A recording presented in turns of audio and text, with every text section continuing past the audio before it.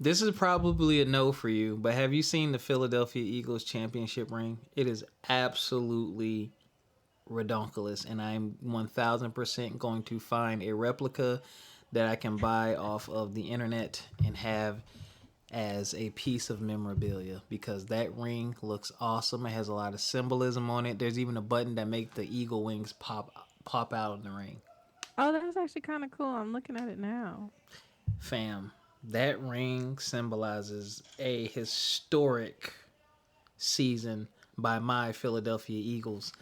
Someone tried to hate on me too. I commented something. I was like, "My Eagles." They're talking about, "Oh, it's your so you own the team." And I lied and said, "Well, actually, I do have fractional ownership because I know somebody who knew somebody." Um, if you Google it, you can see that there are people selling.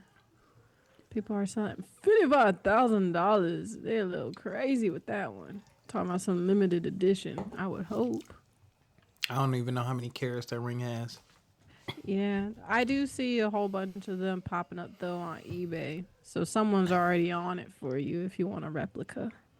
Jalen Hurts, quarterback for the Philadelphia Eagles, said one of the scariest things you can Hurts say. Nation. They were like, "What did you just say?"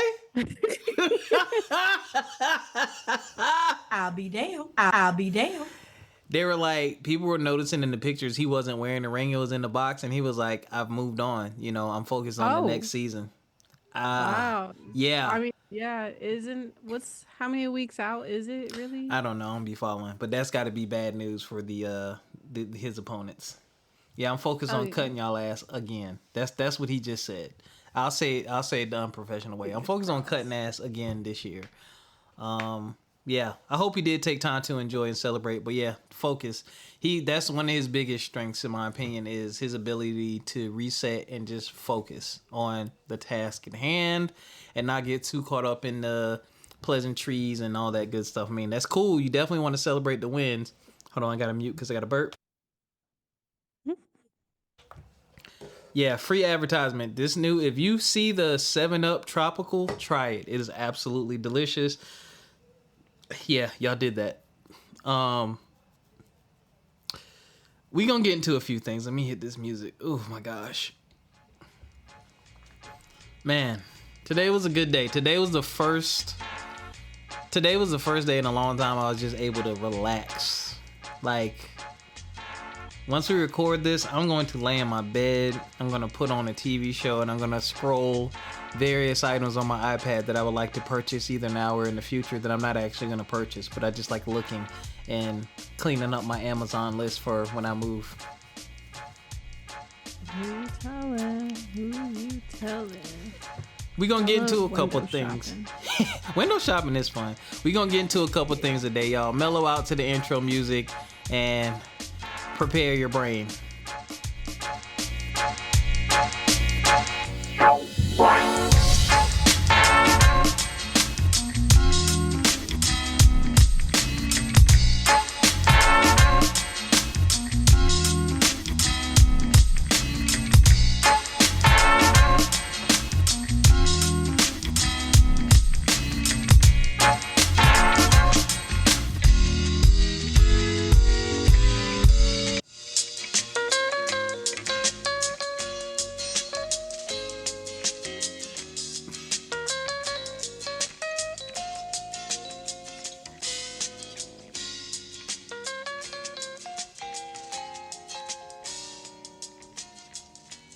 I just ate way too much food. I just got finished eating way too much food. Don't you hate? Yeah. Huh? Sorry. I was like, don't you hate when you eat too much food and then your belly like pokes out like a 3-year-old? Like you know how they got those beer guts? Like it hurts so bad being like bloated. Kids Like you really gotta do just let their stomach hang like a 55-year-old who's just say. had enough of it all. And you gotta like ease into the bed because anytime you bend over your stomach hurt. Like I ain't yeah. been that full in a while. I've learned I've learned over the years to watch it and to curb it because I don't like that feeling. But No. yeah, that sucks though. Yeah, what's going on, everybody? It's your boy Rob, host of From My Experience podcast. We are back with another episode. Sorry we missed y'all last week, but like I said last week, Erica and I were having a heart-to-heart that did not need to be aired. Oh, that's right. Yeah. So it's funny. We showed up. Yeah, we had like a Patreon. Maybe we put it on there. That might be a thing. But I'm not alone. I have the co-hostess with the mostest, Erica. What is going on? You know, I'm here. I'm so sorry. I'm a category 4, level 2 crash out. But you know, we here. It's Category 4, level 2. Okay, you're gonna have to give me the stages of crash out. Yeah, I'm up here. Yeah, I wish I could did. You know how like athletes they got like a highlight reel. I wish I could do a highlight reel of my crash outs. Like I really do. You can do That'd that. be worth it. You should record it and then send it to me, and I'll put it on the Instagram and on the website. Oh yeah. Erica's crash Because you outs. missed. Yeah. Because I crashed out. When did I crash out? I'm always crashing out. I crashed out last week. I crashed out this past weekend on Friday. You gonna tell us about your crash outs? Well, okay. Sometimes they're not even like really bad or anything. Like Friday, I was going out of town for family reunion. You know how we get. You know, I drank Friday. I drank Saturday. Sunday, I was in the back seat of my dad's car, snoring on the way back here. Because I was like, oh my gosh. I was like, I've never been so hungover in my life. Are we gonna get coffee? Because we were at like one of those like, not resort type of things, but almost, where they got like horseback riding. They got like basketball courts, pool, like a whole bunch of stuff for the family reunion. And they had an open bar. That was so wrong that they had an open bar because I was just mixing. It's called self-control, Erica. Well, I was with my father. So, you know, it was like, we might as well. We outside all day. We might as well. And so, lo and behold, I said, let me get a hard lemonade. And then got that. Then I was like, another round. Got that. And it didn't help that she said, you guys are my first customers today. I said, and we will be your last. I'll be damned. So yeah, we were doing that, and then my dad he got like the iced tea one, and then I said, "Hey girl, why don't you mix them together, make an Arnold Palmer?" She did that. I said, "Thank you." So had that, and you know some cousins there to bring their own bottles and stuff. So we were doing a little mixing of that. Then it was after party at my grandma's house, a little bit more mixing of that, and then I got a little too heavy-handed with my shot. I'll be damned. And yeah. But it was great. But I crashed out Friday because we had driven from Virginia all the way up to New York. And I said, are we not going to eat? Like, I was like, are we eating dinner? Like, what's going on? It is like 11 o'clock at night. I said, I know you got to stop for gas. Are we not eating?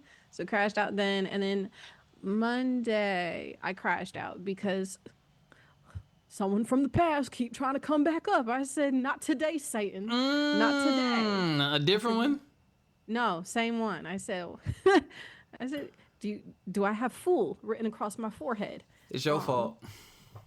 I know. But this time I blocked. Not blocked, but yeah. I mean, been blocked. But left that all alone because I said, you shall stay where you are supposed to be. Do not come bother me again. Please. I gave you mercy last time. This time we will not do anything. So that happened. But yeah, I just be crashing out sometimes. It's been a cool, calm Wednesday, I'll say.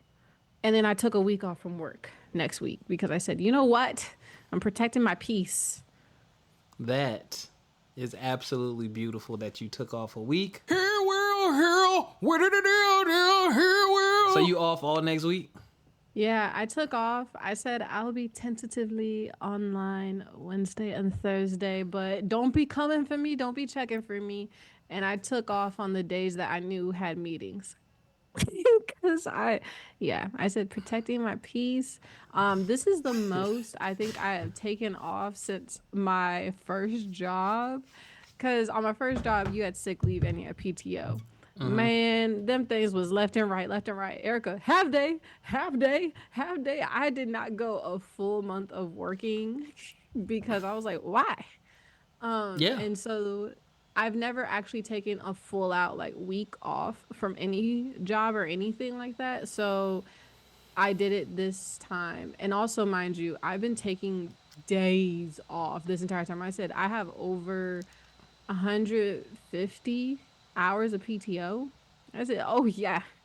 Oh Yeah. yeah." I said, "Y'all ain't gonna see me." And I told them that back in March. I said, "When the weather breaks and it's summer, you won't remember what I look like half the time because I won't Stupid. be here." You gonna be So outside, huh? yeah, and I already put my dates in for my birthday. I said, yeah, I said you ain't gonna see me that week of August.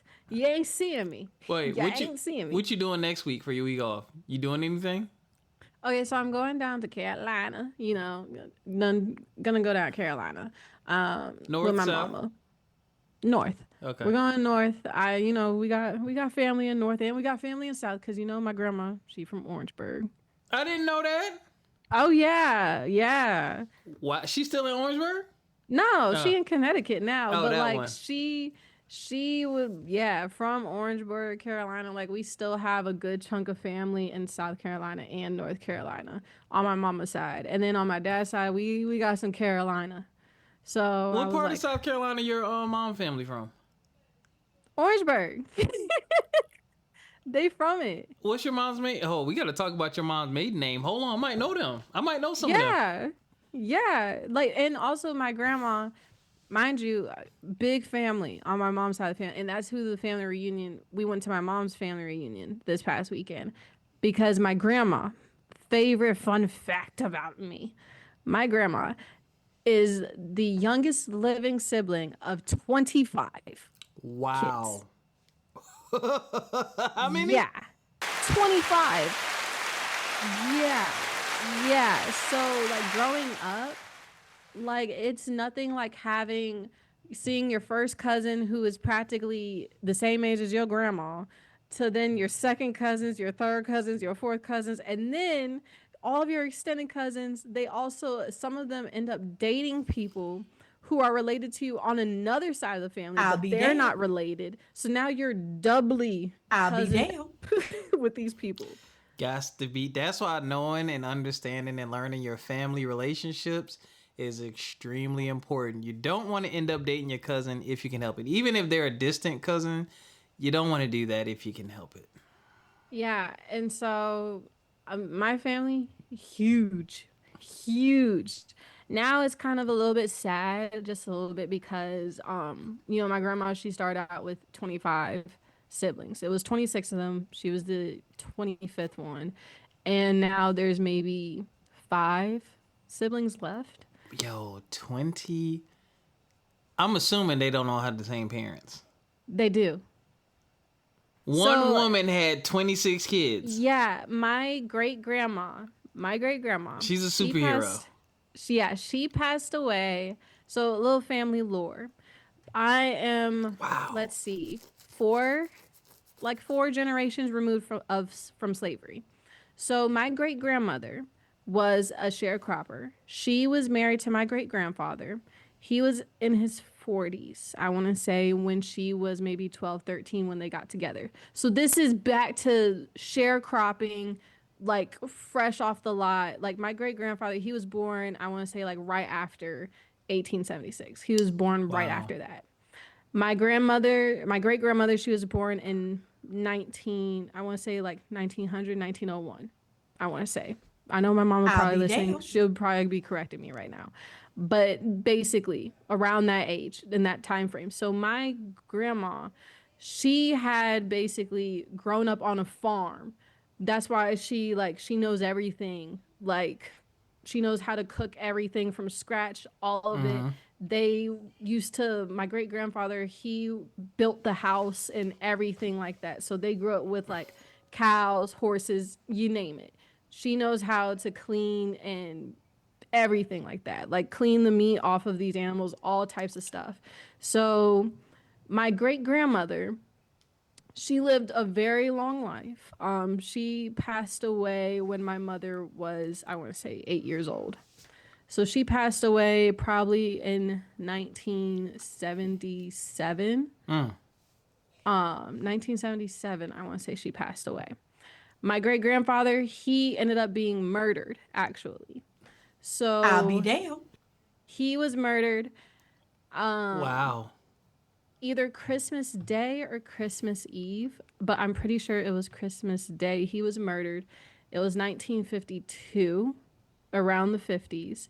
And he was walking, and a group of teenagers in a car, I won't say what they look like, but they were in a car, and one of them said, "Now, if we see him on the way back, I'm going to kill him." On the way back, my grandfather was still walking, and this is, at height of everything racial. Yeah. Saw him walking, and they hit him with the car. Wow. And left him in a ditch where my grandma, like, that was her father. Like, she still gets very, like, emotional around, like, Christmas because of this. We have a newspaper clipping in our family. I think my mom has it, where the teenagers basically told the police what happened, and on the one individual that decided to swerve the car and hit my great grandfather. And I think he was fined maybe $20. Wow. Because, I mean, if you think about the The time time, period yeah. and everything, he was fined like $20, and I think maybe some jail time or probation. But yeah, so my grandmother, she's grown up with siblings who were maybe 20 years older than her, all the way down, and it's just so much family, so much culture, so much history. There's so many names in the family tree that get repetitive because you have so many twins. You have so many twins where it was like, okay, we get it. Like, don't laugh at me, but I have an Aunt Earlene, an Aunt Verline, an Aunt Lurline, an Aunt Pearline. I'm moving on. I'm Twins. moving on the headlines. I'm not They're doing they're this. twins. It's like, it's insane. Like, I have a family tree T-shirt where it shows you, and oh my gosh, did they love the name like Isaiah? I've never seen so many Ikes and so many Zayas in my life. I've never seen so many Roberts in my life. Like, it's ridiculous. But yeah, and so many Alberts, and so many that are just named basically after, like, when you see like your first cousins and your second cousins, so many that are just named after their fathers. I said I got Uncle Albert, and then I got a cousin that's Albert, and a cousin that's Alberta. Like, it's Not just, Albert. Okay, it's good. funny, but yeah, Alberta. Oh, I'm yeah, changing my name. I would dare. I would dare. yeah. I would never name my daughter Roberta. Like, and so that's why I'm like, oh my gosh. But I take a lot of pride in being at the family reunions. Like, my mom, she organized, her and her first cousins, they organized the family reunion. So last year was like our first one in a long time, because my grandmother, she used to do them, and she used to do them in her backyard, and she would cook like galore, and there'd be 100 people plus. People would start bringing their like friends and neighbors on the street and everything. So Nice. we basically were like, no, Mima, yes, you done, you tired now. We gonna let you relax. You're gonna let you and your sisters and your Got brothers to take over. relax. You let the younger Yeah. generation take over. Yeah. Yeah, so this is our second one that we've done without my grandma having to do anything. And so we've had like our t-shirts done and everything like that. And it's really fun. I look forward to it every year, but I also know that my generation is supposed to start it as well, because it's my mom's generation that's doing it right now. So she's looking at me and my brother like, y'all gonna jump in? And I'm like, whew. Sure, it's a lot of family to organize this for, but yeah, I'm gonna try. You got it. Yeah. If you don't already, my family has a council.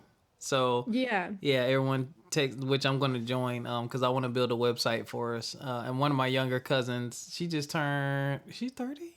I think she just turned 30, or she might be 29. I think she's 30, which made me feel old as hell. But yeah, I told her I was gonna join as well, to help plan stuff. Cause yeah, I mean, my family is pretty big too. Not as big as yours, I don't think, but pretty big, and that kind of stuff helps. But yeah, you should jump in, man. Yeah. And bring that freshness and technology, because people be like, I oh, do the you flyers. you can send a check, a money order. Send what? If y'all don't give me a QR code or something. I do like all the be damned. flyers, and we have family meetings like monthly. And when I was living back at home, I was like, Mom was like, Ericca, you gonna join? I said, why should I when you already in the living room with the computer out? Like, I'm listening. But yeah, now that I'm like not living at home, I'm like, I guess I join and pay these membership dues, girl. I guess. Oh my God. You ready for headlines? Yes. I'm ready. Go. That's me. Okay, I got 3 headlines for y'all today. So I was watching Bryan Kohberger, who decided to take the plea deal. He was sentenced today. They don't know who that is. You gotta give them the whole. You just went right into it and his sentencing. What? Okay, my fault. But Bryan Kohberger, as you know, he pled guilty because he was the defendant. But he was charged. Oh my gosh! Start over. Okay, I'm starting the music over. It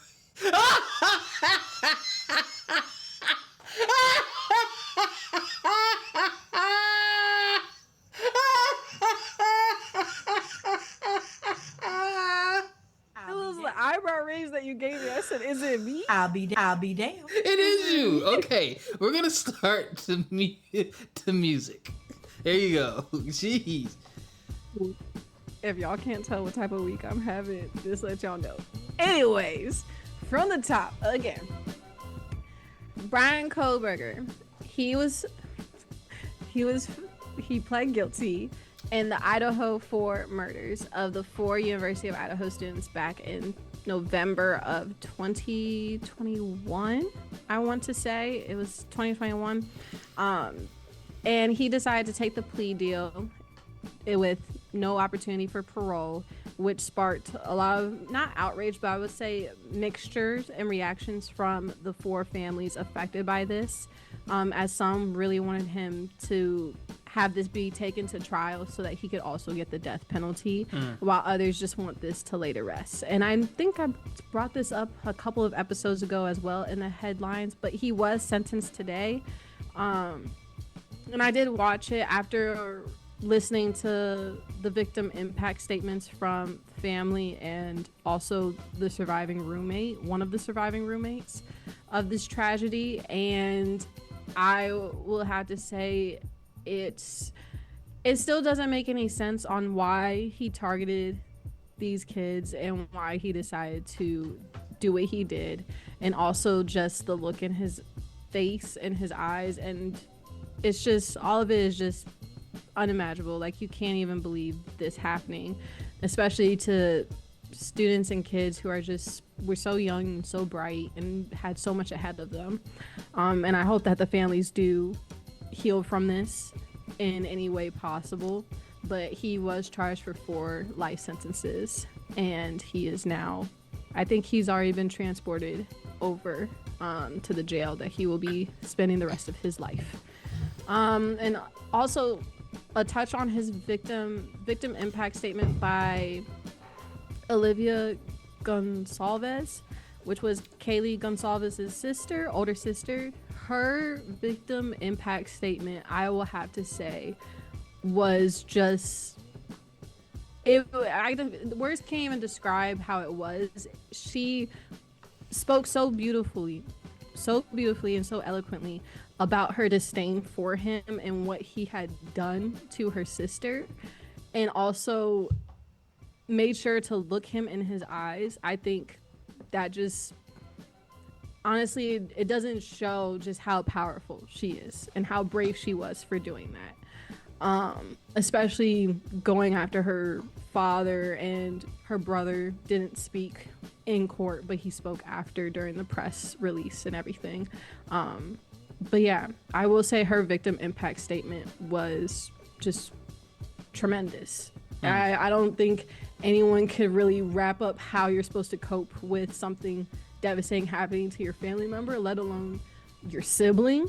But she handled that, I would say, I mean, more than I would have at that point. So there's that. On to our next one, our next headline.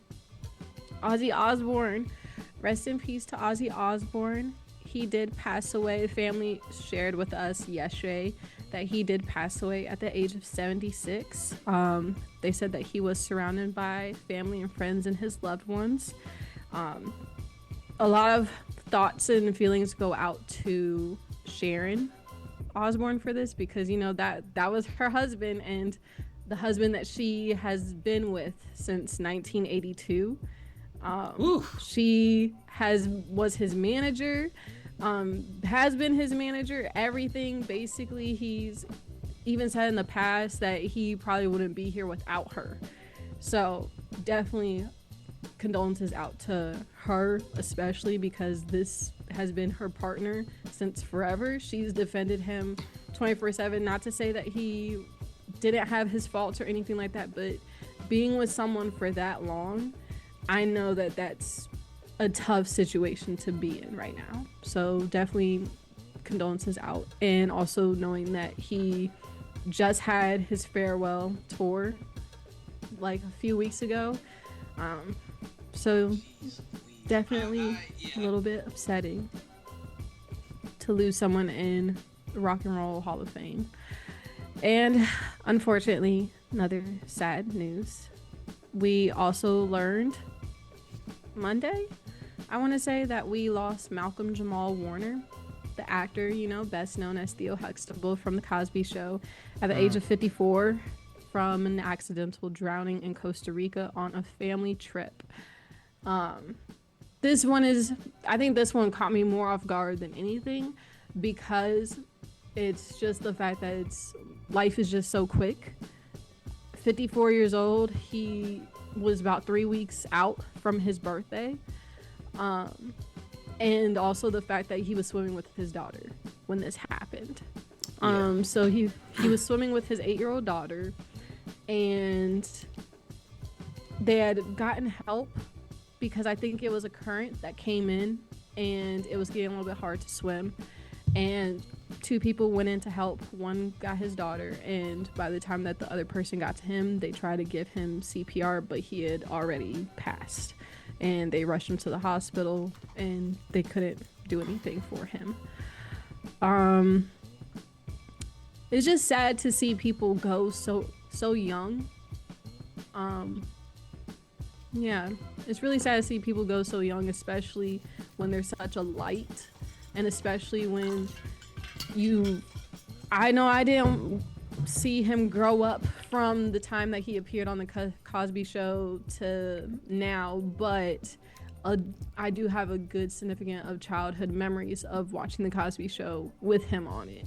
So my condolences to his family.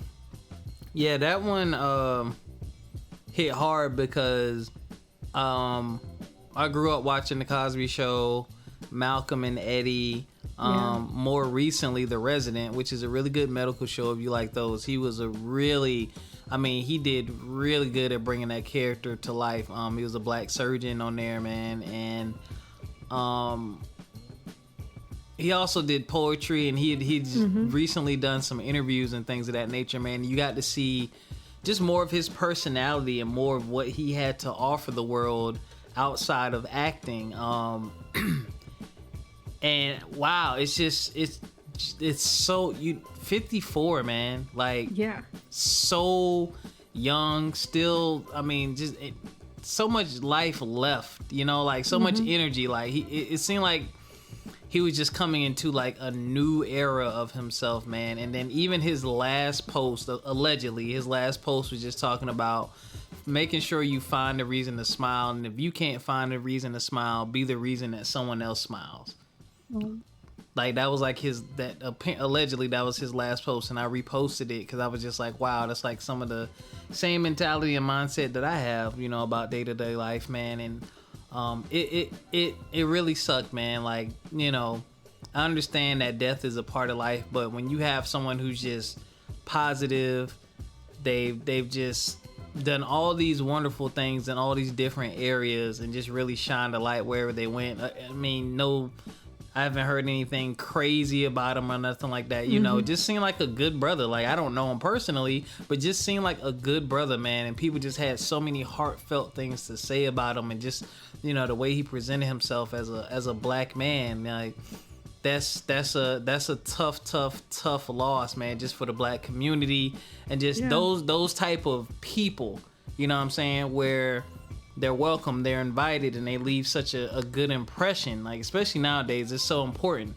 But it also just serves as a reminder to, you know, enjoy life while you still have it, because none of us know the time nor the hour, you know, when it could all be over. But yes, please just rest in peace, and prayers and condolences to his whole family. Yeah. Was that your last headline? Yeah, that was my last headline. And it just got sad. It did. Last headline, I got a new job. Yay!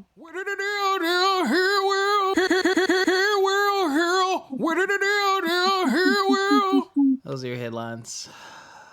Well, speaking of new job, we got one topic for y'all today, man, and we are going to talk about toxic work environments. And why are you laughing? Cause I think about the conversation last week. Yeah. Oh, when you was talking about your boss who you don't like. Oh yeah. Yo, and my lamp don't work. So, toxic work environment. So for me, and I'll speak on this. I'll speak from my perspective, and I'll define it based on what I think it is. To me, a toxic work environment is when someone creates unnecessary conflict and conversation around things that are either personal and have nothing to do at work, or they're taking something that does have to do with work and they're blowing it out of proportion. To me, that is what creates a toxic work environment. And also people who try to abuse the power of the position that they may hold. Those are like the three key points to me. Is like unnecessary conversation about personal stuff, over giving small things a bigger shadow than they need when it comes to work related stuff, and then people just trying to abuse their authority. And I'm gonna have to hurt some feelings, you know. I gotta talk to us, my beautiful black people. I love us, but I'm gonna have to talk to y'all. You want me to go first? You could go first. Okay. So I lost count. At this point in my life, I think I've had over 30 jobs. If I really sit and count them, I'm probably in the 30s. I might be in the 40s in all actuality, but at least in the 30s. So this is not just drawn from a rinky-dink experience. I mean, I've worked as a teacher, realtor, Lowe's, Little Caesars Pizza, blood bank, worked for the school district. What else have I done? Walmart. 2 different Lowe's stores, actually. Did I say Little Caesars Pizza? Yeah. There's some other places. I can't even think. I've worked for the government. I've worked for Dish Network. I've worked for 2 different school districts. Yeah, I have a lot. A lot. Oh, K Jewelers, Clark Shoes. I could keep going. Yeah, I've had a lot of jobs. But, you know, one thing that I've noticed, you have to be mindful and careful when you're the new person at work. So this is one thing that typically happens at jobs. And my beautiful black people, when you hear this, you're probably going to chuckle to yourself, because either you have done this or someone has done this to you. When you start as a black person, I wonder what white people do. I need to ask. When you start as a black person, at some point in time, typically, depending on where you're working, there's probably not a lot of us, or we're not the majority. And they want to pull you to the side and warn you and ruin everyone's first impression. Like, oh, you need to watch out for this person. You need to watch out for that, blah, blah, blah. Like, they're trying to give you all of the shizzle thizzle before you even know how to log into your damn computer. And I understand it. I get why. I don't like it because, one, again, you are giving me your impression of things around here. Yes, we may all be black, but we're not always all received the same way. And your reputation at work is just that. It's your reputation. Your interactions, your history with people, they create the relationships that you have, right? And when you start telling me about all these things, you're telling me it from your perspective. And I don't know what part you played in these people becoming who they are or why they act like that, because that's their relationship with you. And that's all. You also tend to tell me about the relationship that they have with other people. What I have learned over the years is, okay, you know, I put a little note in the back of my head, but I don't live by that, because me personally, people just like me. White, black, brown, purple, orange. People just tend to like me because I'm laid back. My goal is to show up to work, because I'm exchanging my time for a paycheck and y'all are paying me for my time. My first priority is to show up to work and do my damn job. I don't care who's there and what they look like. That's my first priority, because I need these checks to continue to come in. My second priority is looking at who I need to actually build relationships with to continue to learn what I need to learn and continue to move up. I hate when I get ready to start a job and the first thing you want to do is tell me about all the drama. Like, I'm not here for that. Like, I just got here. You probably been here for a while and you hate it. And it's like, as soon as I walk in the door, you're giving me reasons not to work in this place. I can't stand it. But that is one thing I think creates a toxic work environment. And I'll continue. We be doing that, man. We be doing that. And I wish we would stop, but I'll go into other layers in a moment. But Ericka, what about you? The face you're making is like, I know exactly what you're talking about. I do, because I've seen it happen to me twice. At one of my first real jobs outside of graduating, I was in an HR role, and majority of the team was black. I didn't know. Not to whatchamacallit, I didn't know. Mm-hmm. And when I got there, because also we were all like remote. And so when I got there were maybe 2 other individuals that were not black on the team, but they were not liked by the black people on the team. I had no idea until they pulled me aside and said, yeah, we don't like them, and you're associating yourself with them. And I'm like, well, yeah, because you guys have been a little standoffish, you know? They're the ones that are training me. I said, they're training me, they're friendly, they're in my age group. So, of course, I'm going to migrate towards them, because you guys haven't given me any reason to talk to you or anything like that. And I will say that after spending a lunch with them, as they aired out their grievances on why they didn't like certain people in our department or on our team or anything like that, it just very clearly was like, okay. Personal. I said, and you're telling me, yeah, it was all personal. I was like, and you're telling me this because you don't want me to associate with them either. You want me to watch my back. I said, I'm only here a week too. I said, I've been here all of 2 weeks. I said, what am I watching my back for? I'm like, girl, this is HR. I was like, what am I watching my back for if we're all doing the same stuff? We're all ranked the exact same. No one's getting paid more than the other. No one's doing more than the other. No one's lying about what they do or has it out for you. And I just remember that being the main riff between them.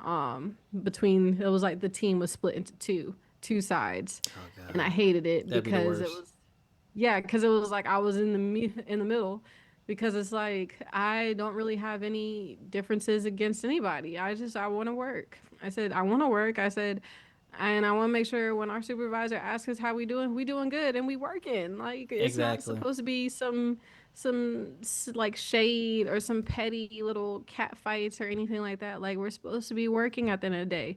I said, little do y'all know, all of y'all get on my nerves, but I'm not gonna show it. That be the part. Like, they be in your face trying to tell you all the stuff, and it's like, you probably the main one I don't like and don't want to be around.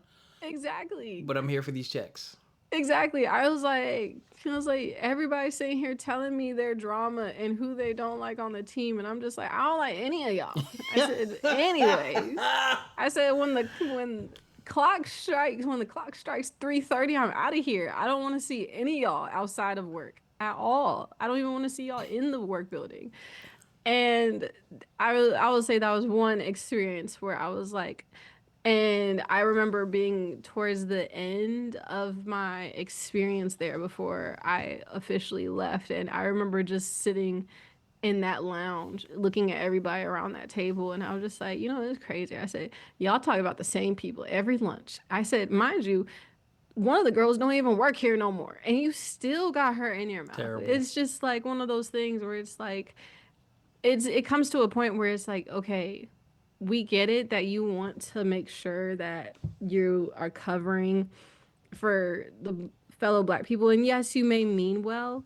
However, your experience is going to be completely different because also right off the bat, when I first met you, you were very standoffish. You did not present yourself as a team player from the get-go.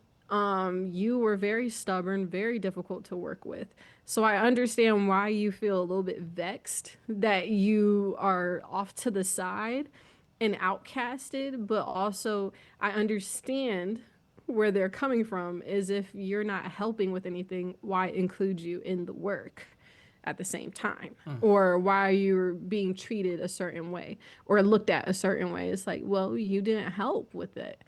And it was two completely different experiences that I had where I wasn't treated like that because I wasn't presenting myself to be in that way. I wasn't trying to get into drama and trying to play the side of, oh yeah, we skin folk and we kin folk. I'm gonna stick beside you, girl. And I'm like, no. I said, this is work at the end of the day. This is work. It doesn't really matter. Yeah, so,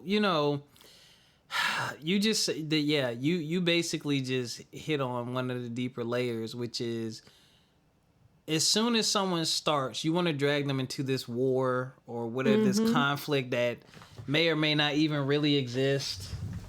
And it's one-sided. It's always one-sided. Like, bruh, I don't. And then like you said, you tend to work with them and figure out you probably the damn problem. Like, it's usually that person. Now, that's not to completely dismiss the fact that, yes, racism exists, and beyond racism, they're just people at your job that you have to take the time to figure out. Like, when I was teaching, I worked with the majority of women, and they would try to tell me stuff too, and I had to remind them, like, number one, I'm a man.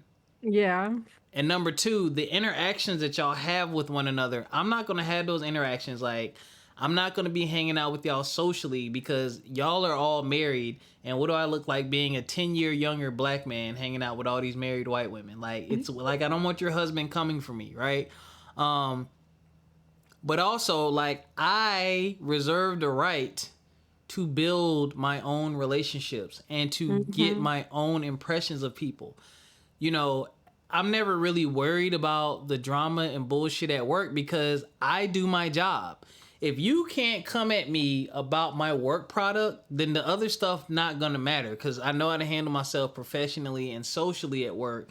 But if you can't come at my work product, everything else is gonna be dumb because I'm gonna be like, hey, here's my work product. What are we really talking about? Is something going on with my work product? If it don't have nothing to do with my work product, you can kick rocks. We don't need to be friends. We don't need to have all these relationships and all this stuff at work. Like, it's cool if you can have that, but it's like, yo, again, we are here to do a job. Is my work product great? Great. You don't have to like me. I'm not going to be mean to you or none of that or rude or snarky. Like, I'm cool. I'm kind. I'll speak.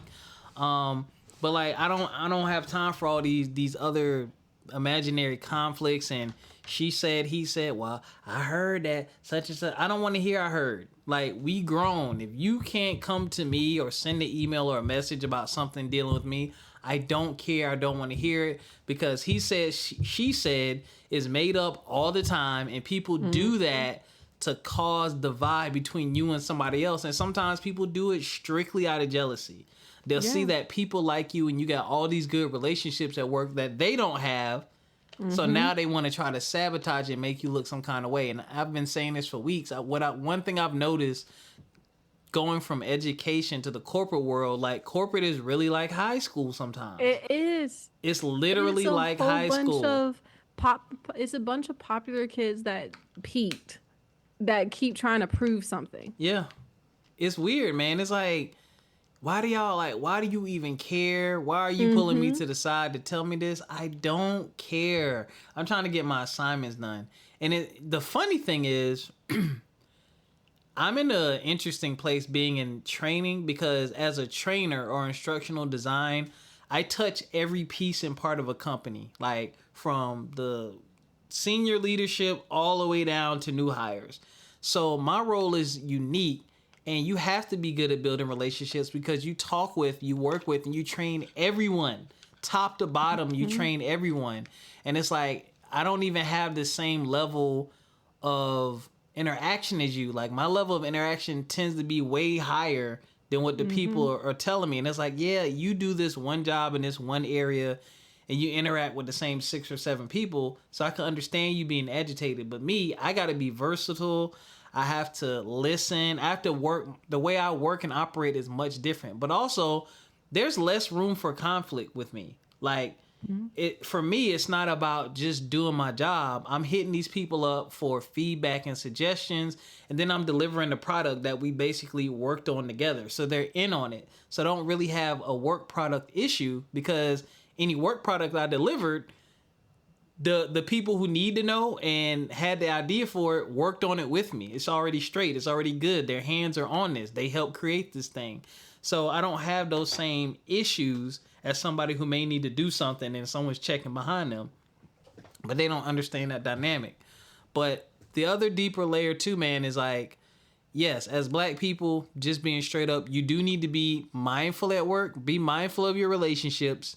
Be mindful of how people carry themselves and how they treat others. That is important. Even if they don't treat you like that, pay attention to how they treat other people because it doesn't mean it won't happen to you one day. But above all that, man, if you do your job and adhere to the rules, because a lot of times the people will tell you all these things, but they don't tell you they're not going to tell you that they were late 7 times last month. They're not going to tell you that they've been written up for staying on break too long. They're not going to tell you that they did subpar work and now they're on a PIP. A PIP, there you go. I was just about to say that. You know what I'm saying? Like, they leave out pertinent details. They leave out the time that, you know, the person said hi to them and you walked by, you didn't say nothing back because you had an attitude or something. And some of the stuff may also be legit. But again, that is their relationship and their experience with people. Like, I don't subscribe to inheriting beef. Like, unless it's like something in the street and you like beat up my friend or something like that, like, I'm not inheriting your work beef. Like, get out of my face. Like, I am new here. Let me be new. Let me gain my own experiences. If I have a question, I'll ask the person, hey, I've noticed this between us. Is something going on? Like, did I do something? Like, we need to get there. Like, that's where we need to be. Like, instead of looking to be offended and looking to put everyone on the defense as soon as they start, which is a horrible first impression to give someone at a new company. It's a horrible first impression. That leads to that resentment and people starting to fill out applications. Oof. Hello. Talk about it.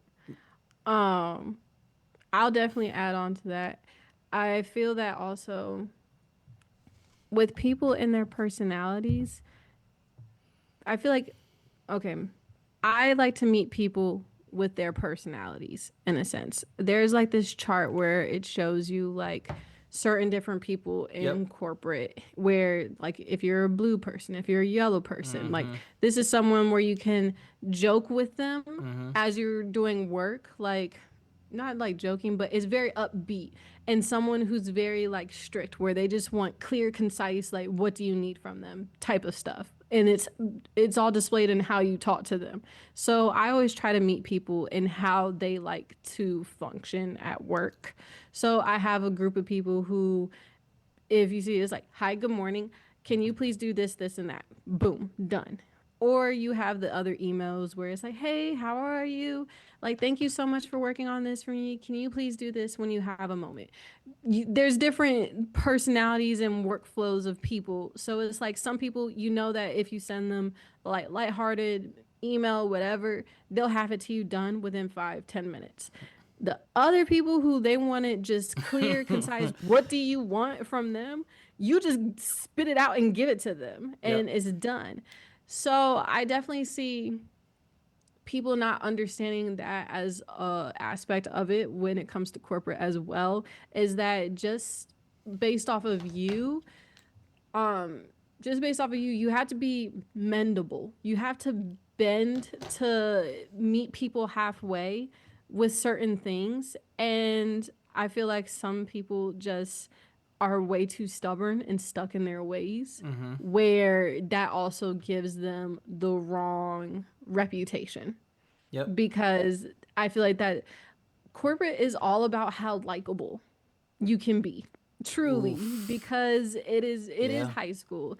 It is it's basically trying to sit with the popular kids at lunch. Like, and that is not, I'm not saying that's the cheat code, but it is. It's like you have to make sure that you are a chameleon. Like, you can move to different crowds of people. You can mesh with these other crowds of people. You can bend to that. And it's not to say that you're compromising on yourself or anything, but it's like, no, I should be more of I feel like that's a skill to have when you're working. Like, if you're working in any type of professional setting, like, that's a skill that you want to have, because no one's gonna, that's your reputation at the end of the day. And so I've also had it on the flip side where I don't really want people to try to make me inherit the beef that they may have with other people, things like that. You know, that also has happened where they're like, oh, you like it here? I'm like, yeah, I do. It's like, oh, wait until you have to work with so-and-so. And I'm like, okay. And I've also had that experience where I was like, you know, maybe they're just being passive aggressive. Like, it might just be like some microaggressions going on because this is another Black person. So I want to learn for myself. Man, did I learn for myself? I'm like, no, girl, like, you are rude. Like, no wonder why, like, no one likes you. And that's the other thing is I feel like we have to be cognizant of that, where you don't have to be overly friendly where you come across as Uncle Tomish at all. You don't have to do that. However, because you're in a professional setting, you have to be mindful of the energy that you give off, whether you're on camera or in person. And also in emails, because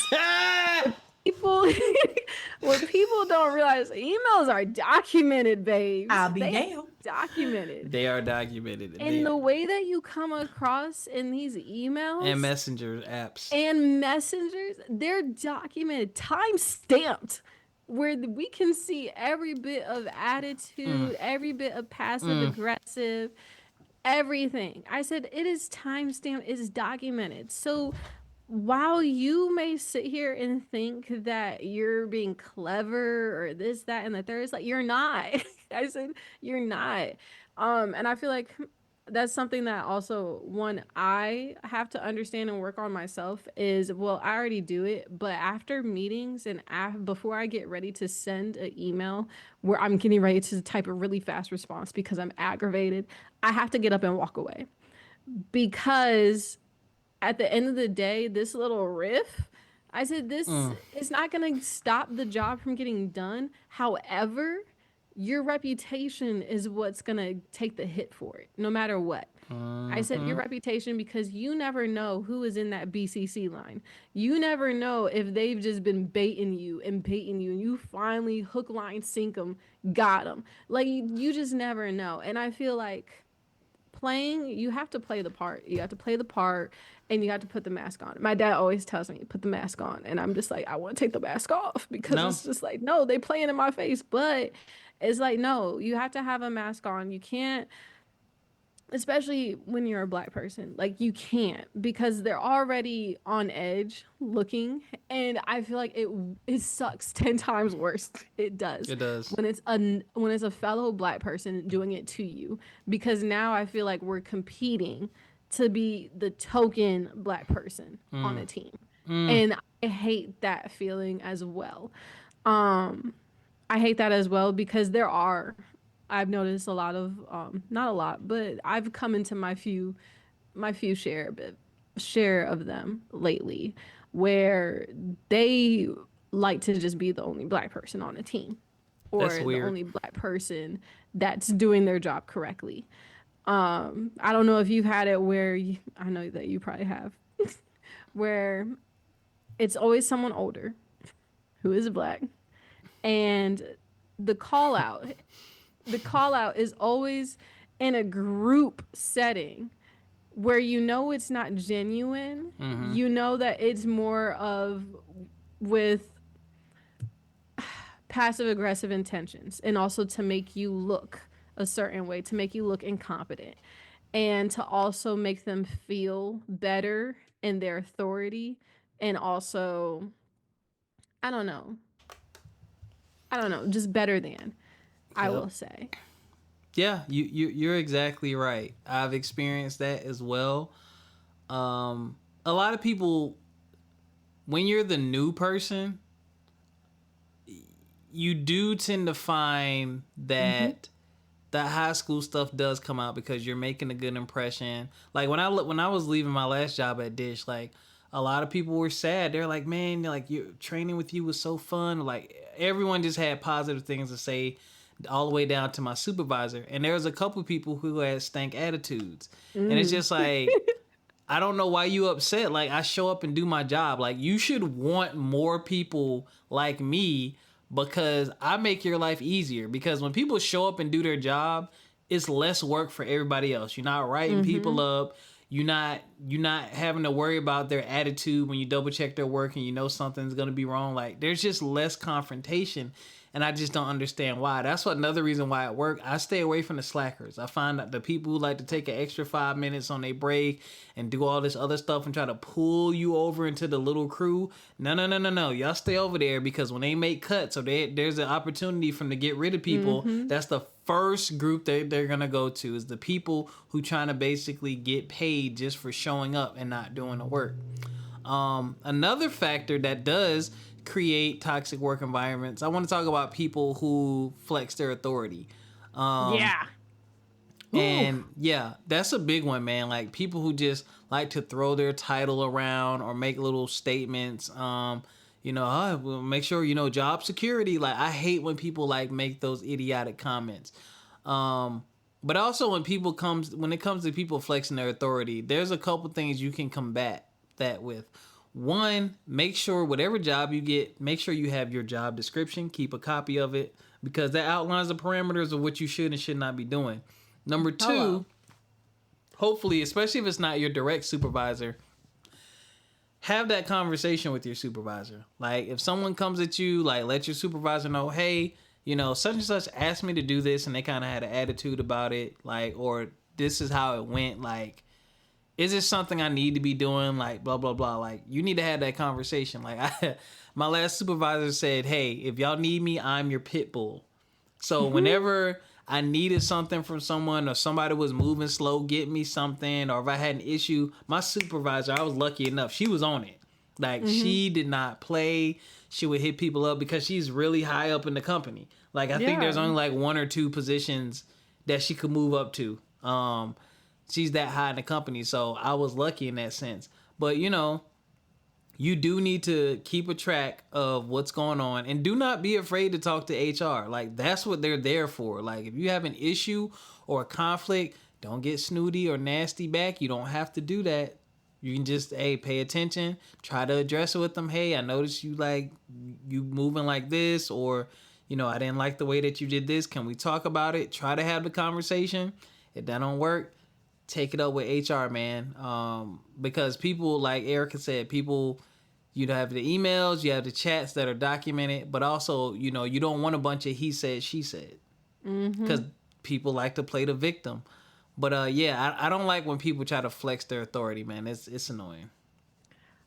When I've had that happen to me a couple of times too, and also I love my director because she is one of those pit bulls where I've had people try to come out the side of their neck in emails and try to like, that's the other thing that just, oh my gosh, the whole feeling that you have to tattletale on someone, so childish. But I've had people do that as well where they think that I may have done something wrong, and instead of emailing me and asking me about something like what you're supposed to do as like a adult, especially if we've already been emailing back and forth on an assignment, then you CC in my director. I'm like, what'd you gain from that? Because she already knows that I'm working on it as if I have something to hide from her.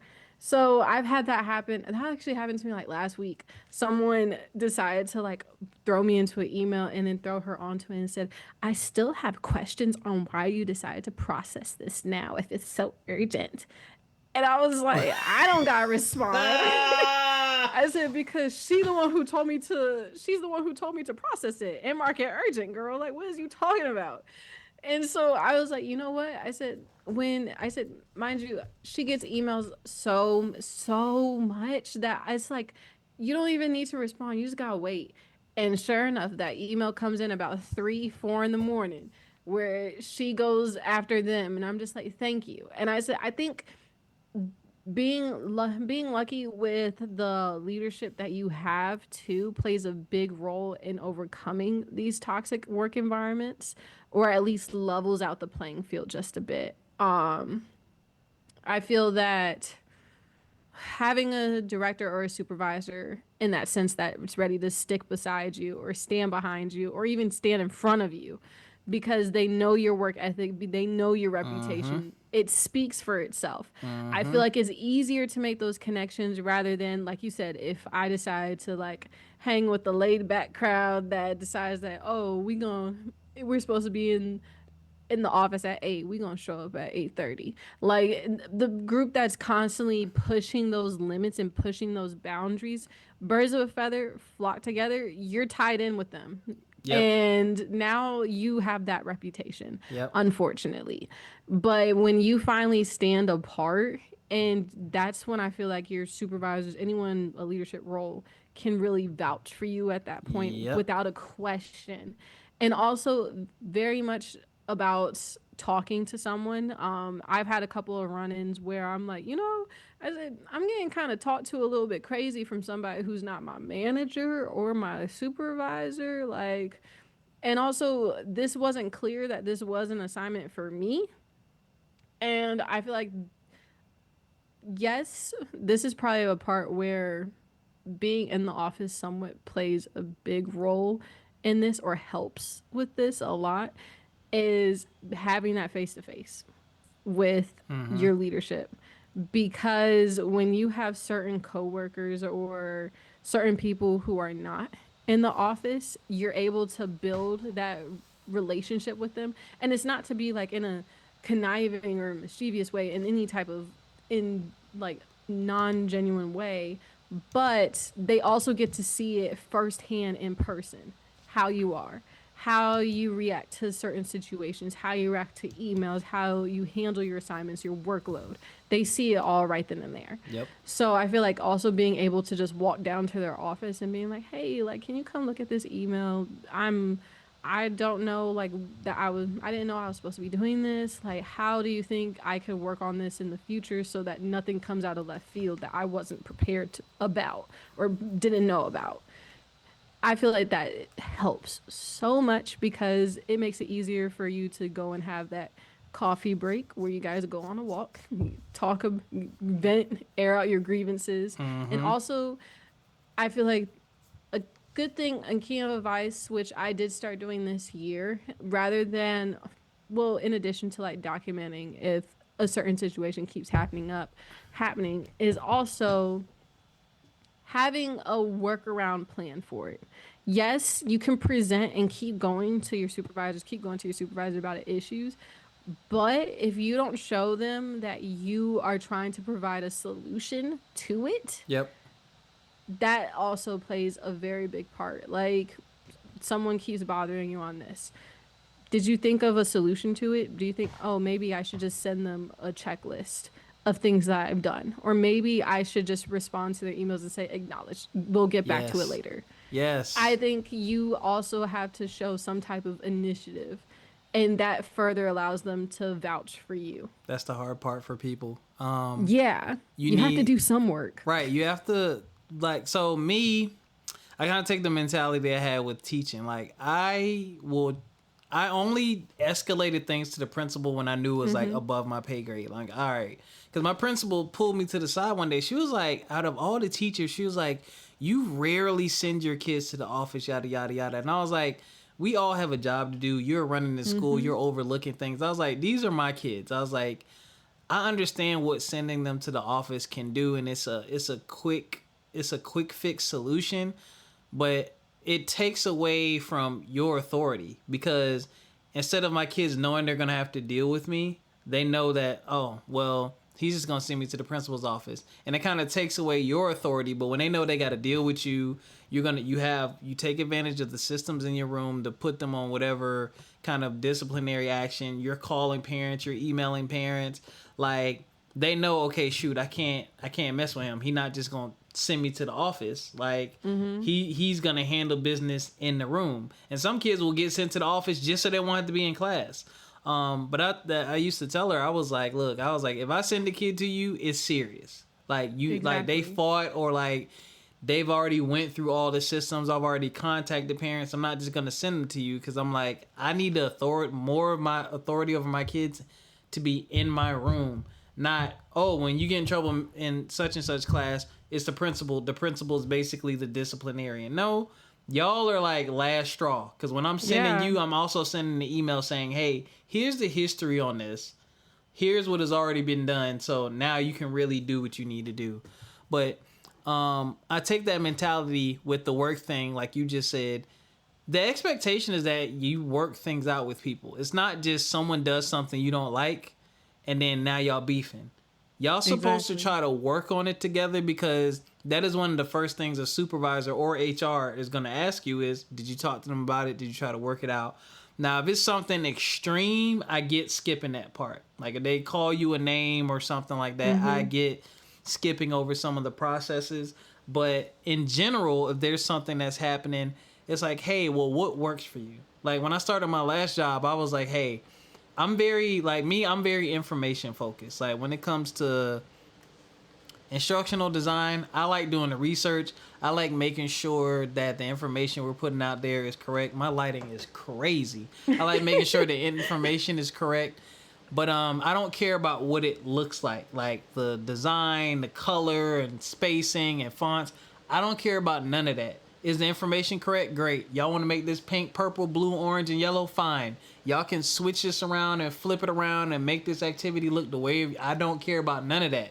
Is the information correct? That's my focus. So I like to let people know, if I'm going to be working with them together, how I operate and how I do things, so we can find our happy medium. Because when you don't have that discussion, it's just y'all doing your own thing, and eventually there's going to be a conflict. And it's like, well, let me see how you operate. Okay, well, I can incorporate that. Would you mind incorporating this? Or you take this piece and I'll take this piece, and let's work it out. Like, you don't want the drama and beef at work. You don't want to have a job to where you're coming home to your spouse or significant other talking shit. You don't want that. You spend too much time at work to be stressed about work. Who wants that? Hello. Like, that's ridiculous. I don't want that.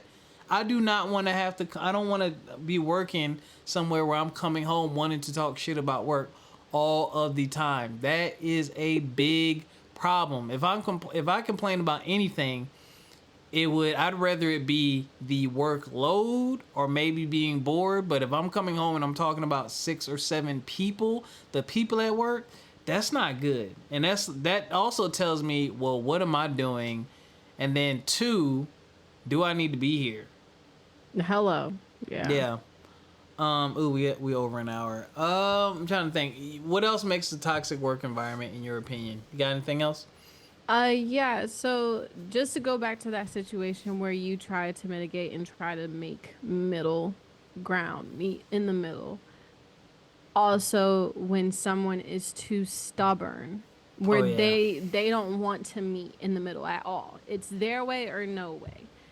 And that's the only way it's going to get it done. And I feel like that's like also one of those last resort things where it's like, okay, it's above my pay grade. I've tried, I've presented different solutions. However, now we keep hitting a stone wall because you don't want to fix this.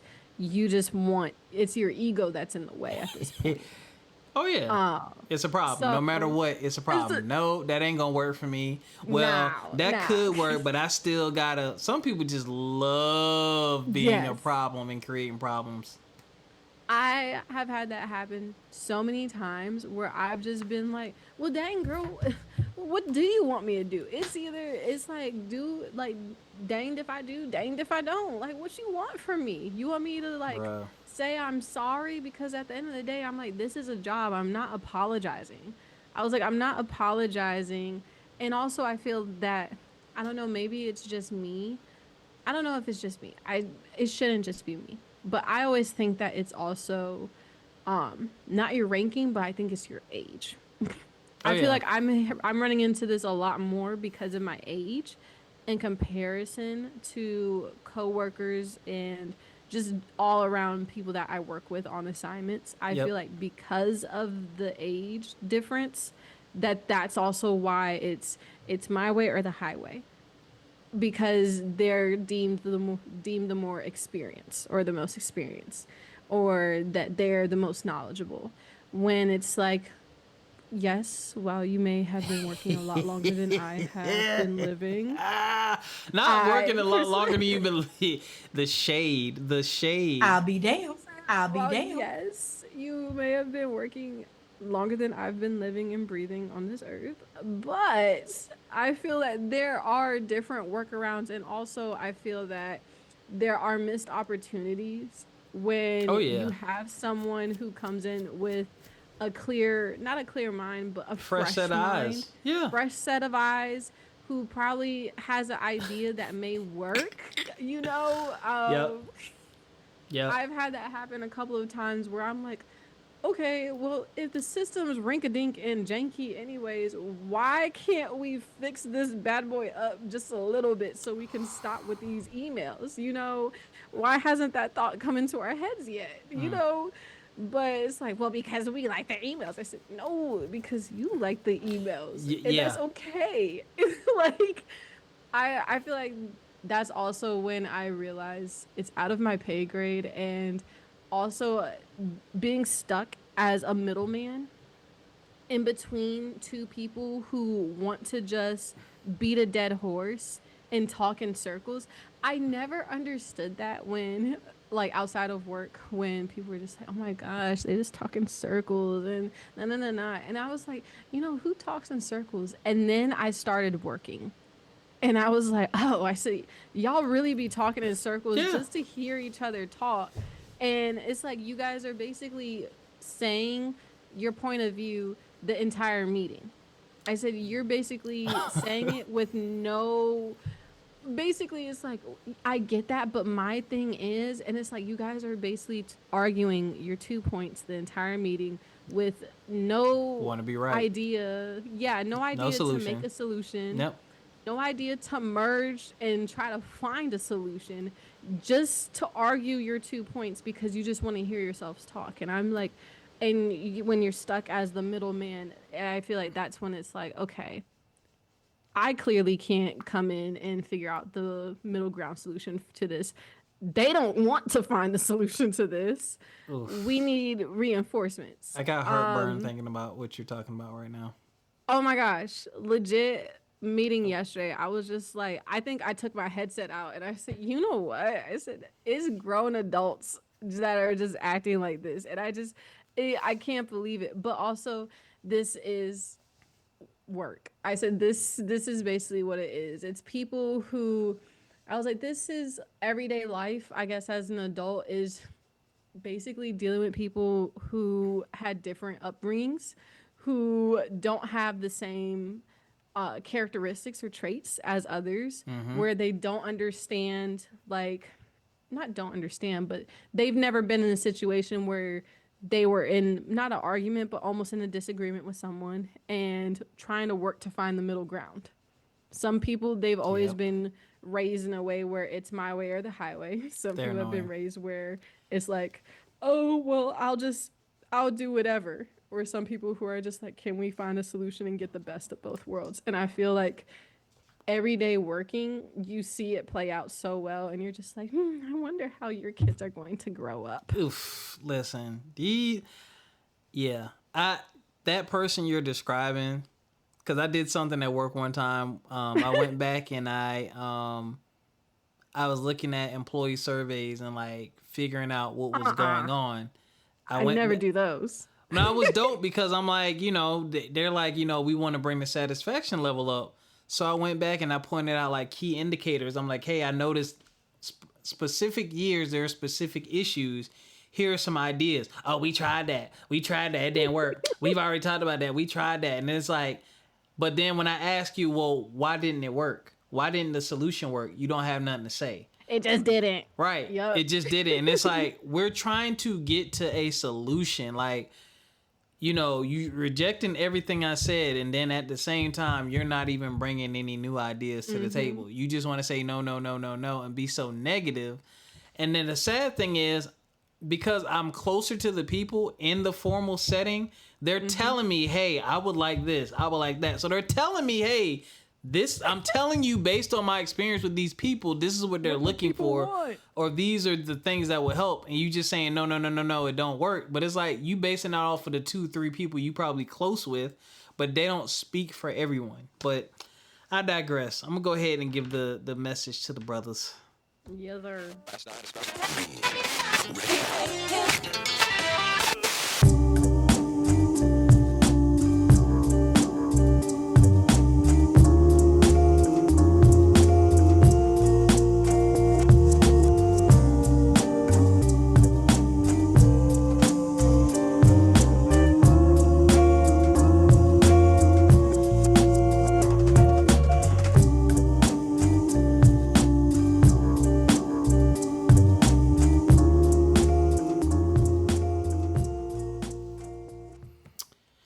Brothers, this is a simple one. This is a short message for you, brothers.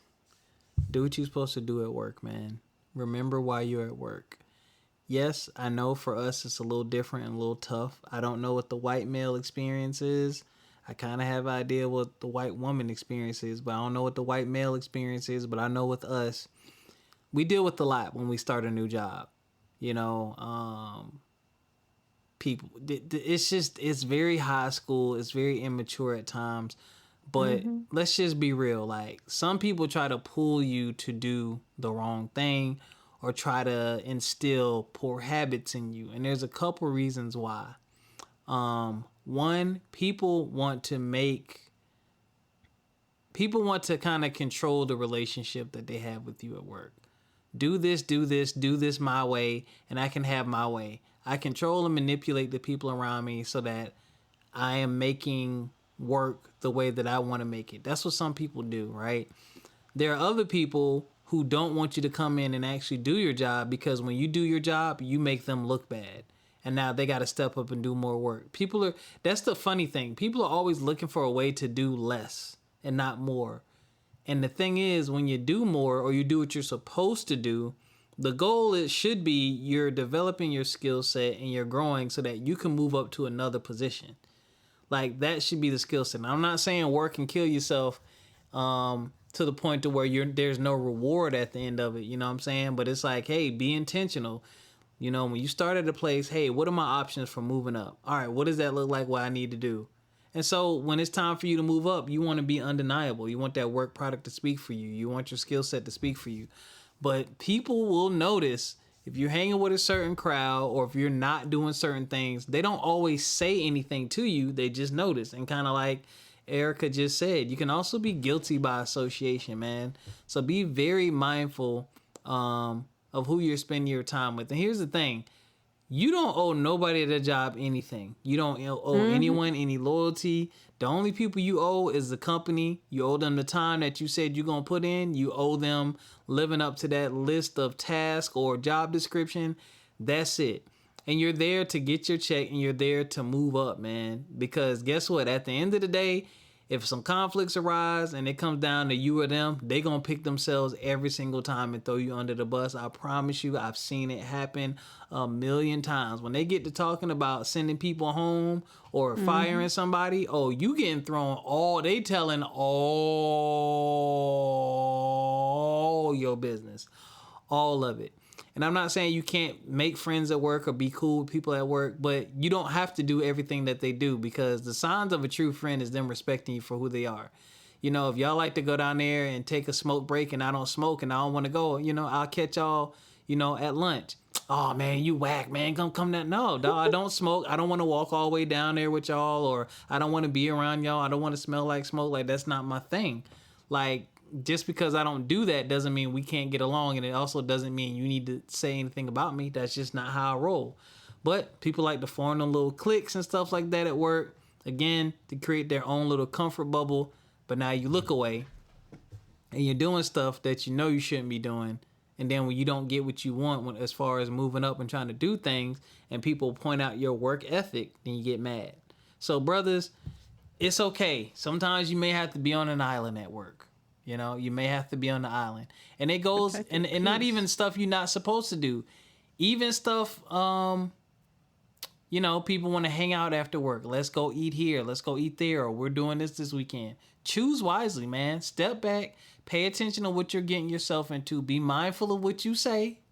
Be mindful of what you share about your personal life as well. But just be mindful, man. And what I would really love for everyone is just to, if you are in a toxic work environment or you seeing things starting to get toxic, take a step back and figure out what you can do about it, because you can't fix it.